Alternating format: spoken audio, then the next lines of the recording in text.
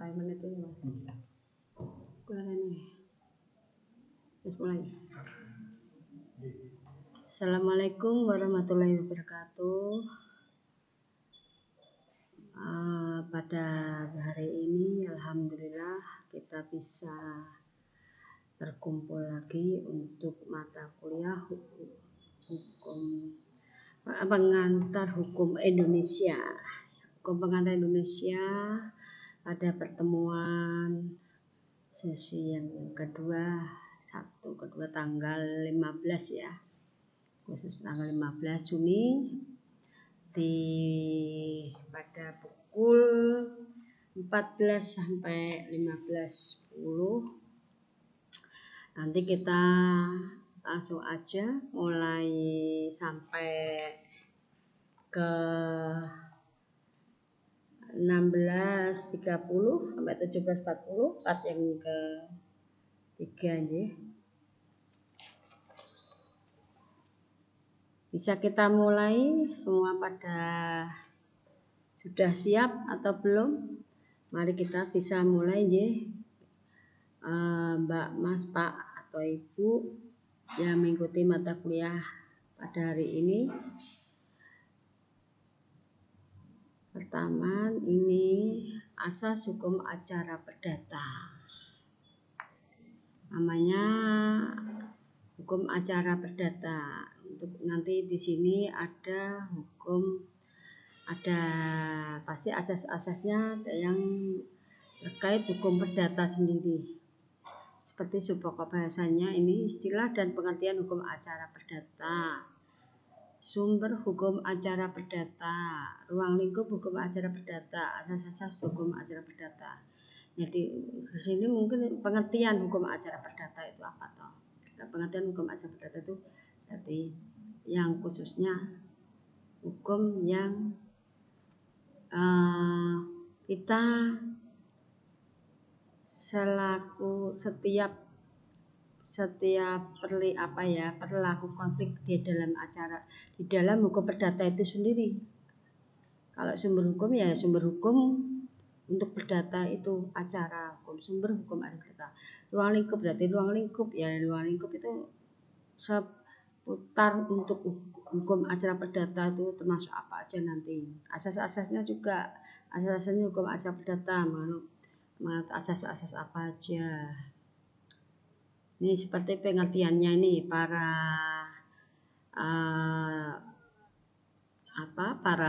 itu ya yang istilah para pendapat yang Bapak Sudikno Mertokusumo. Nih pengertian di sini hukum acara perdata adalah peraturan-peraturan hukum yang mengatur bagaimana caranya menjamin tidak artinya hukum perdata material dengan perantaraan hakim. Nah ini para pendapat profesor yang para pendapatnya para pakar hukum. Ini Sudikno Mertokusumo.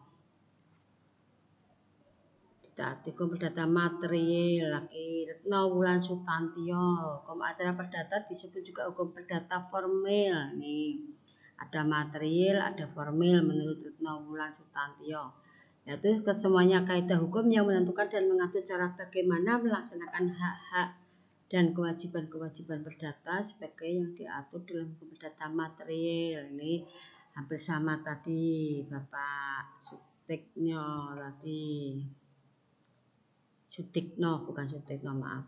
Terus ini lagi untuk sumber ya, ini termasuk tadi saya bilang sumber hukum.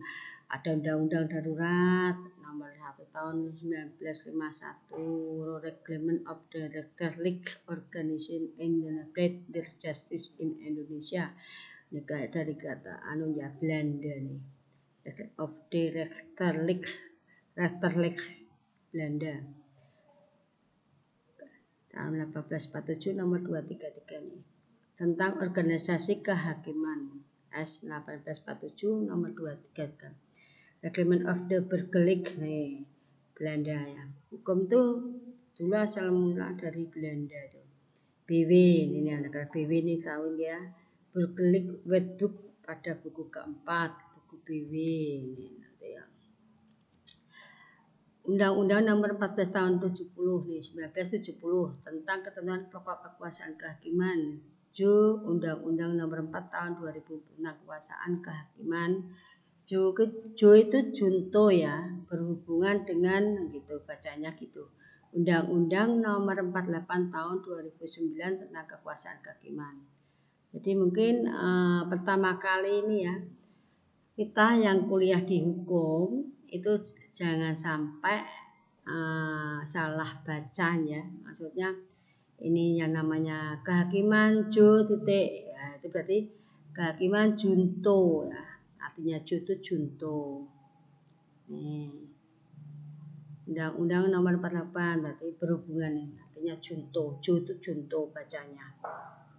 Undang-Undang Nomor 14 Tahun 1985 tentang Mahkamah Agung, nah ini berarti Mahkamah Agung junto. Undang-Undang Nomor 5 Tahun 2004 tentang perubahan atas Undang-Undang Nomor 14 Tahun 1985 tentang Mahkamah Agung junto lah. Undang-Undang Nomor 3 Tahun 2009 tentang perubahan kedua Undang-Undang Nomor 14 Tahun 1985. Jangan lupa ya, kalau besok ada istilah itu berarti junto, hubungan undang-undang dengan nomor ini sekian gitu. Undang-Undang Nomor 2 Tahun 1986 tentang peradilan umum lah ini junto. Undang-Undang Nomor 8 Tahun 2000 tentang perubahan atas Undang-Undang ini saya maaf ya, ini langsung aja baca sendiri. Undang-Undang Nomor Tahun banyak nih asas-asasnya undang-undang nih.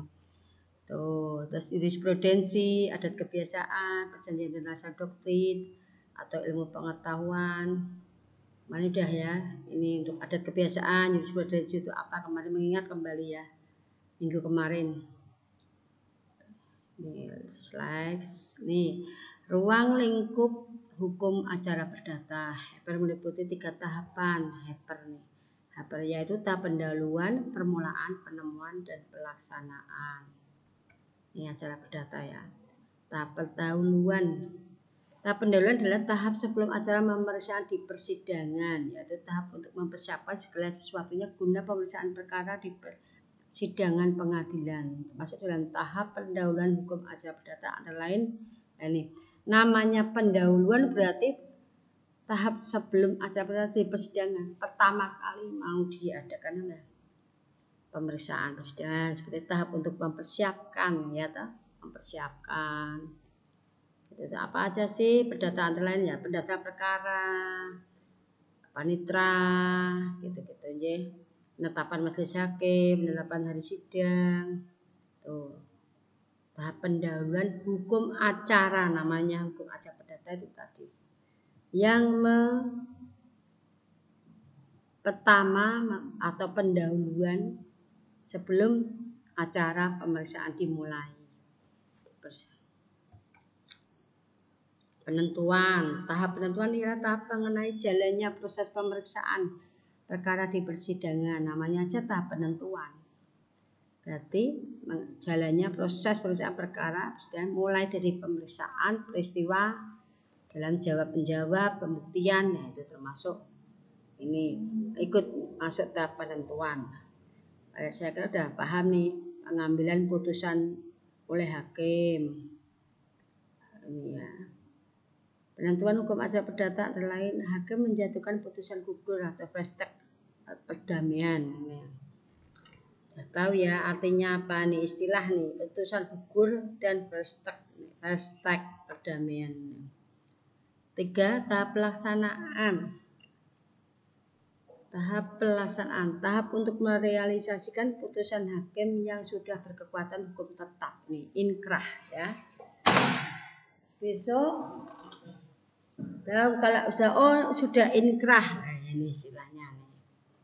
Berarti sudah berkekuatan hukum tetap. Ini inkrah. Istilah-istilah ya. Sampai selesai. Bagian dari pelaksanaan ada unmanning, stita eksekutorial, pelaksanaan putusan. Jadi satu sukarela, paksaan atau eksekusi. Ini istilah-istilah hukum ya. Tahu apa sih eksekusi itu? inkrah itu apa, penting itu untuk acara perdatanya itu. Di sini asas-asas hukum acara perdata. Asas-asas hukum acara perdata: hakim bersifat menunggu, hakim bersifat pasif, sidang pengadilan terbuka untuk umum, mendengar kedua belah pihak, audi et altera partem, putusan hakim harus disertai alasan beracara dikenakan biaya. Nah, ini hakim bersifat menunggu, hakim bersifat pasifnya ada artinya nih. Hakim bersifat menunggu, hakim bersifat yang istilahnya menunggu dengan adanya seperti nanti pembuktian. Pasif ya, pasif berarti ya seperti hakim itu ya tunggu dulu orang-orang untuk apa istilahnya para di persidangan itu ya, sementara pasif dulu, enggak yang aktif. Pengadilan terbuka untuk umum, namanya terbuka pengadilan umum, siapa saja yang bisa hadir untuk datang suatu perkara seseorang ya, istilahnya itu bisa umum dilihat suatu perkaranya. Mendengar kedua belah pihak, nah, berarti harus bisa mendengar kedua belah pihak, tidak bisa istilahnya pro sana pro sini ya, harus kita mendengar semua apa yang dikeluhkan oleh masing-masing para yang akan yang jadikan para yang untuk sidang ya, istilahnya para itunya klien. Kalau kita ya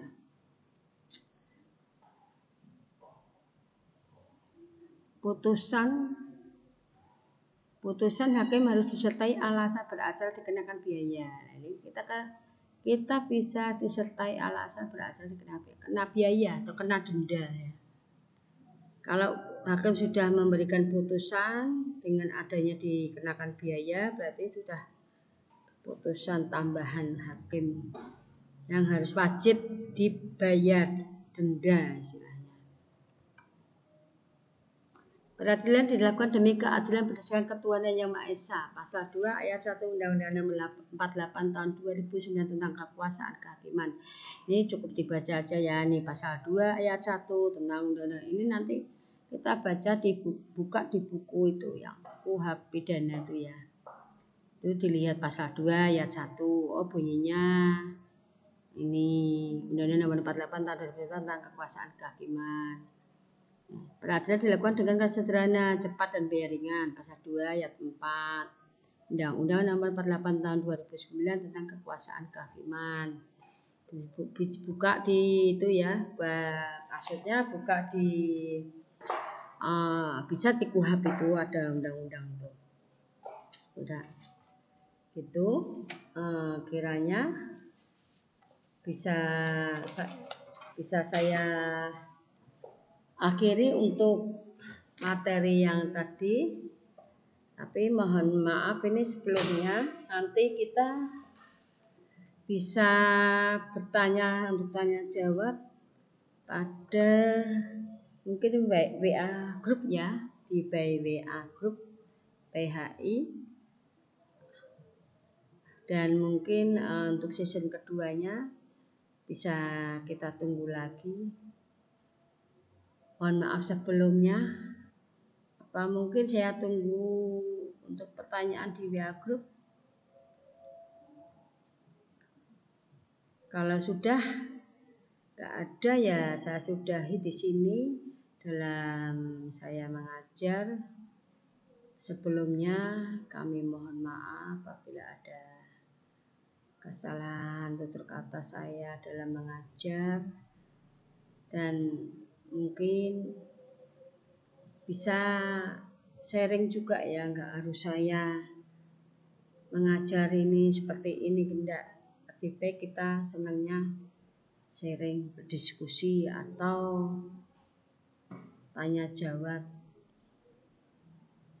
Insya Allah kalau saya jawab, pasti saya jawab di WA group gitu. Kiranya cukup sekian dari saya. Assalamualaikum warahmatullahi wabarakatuh.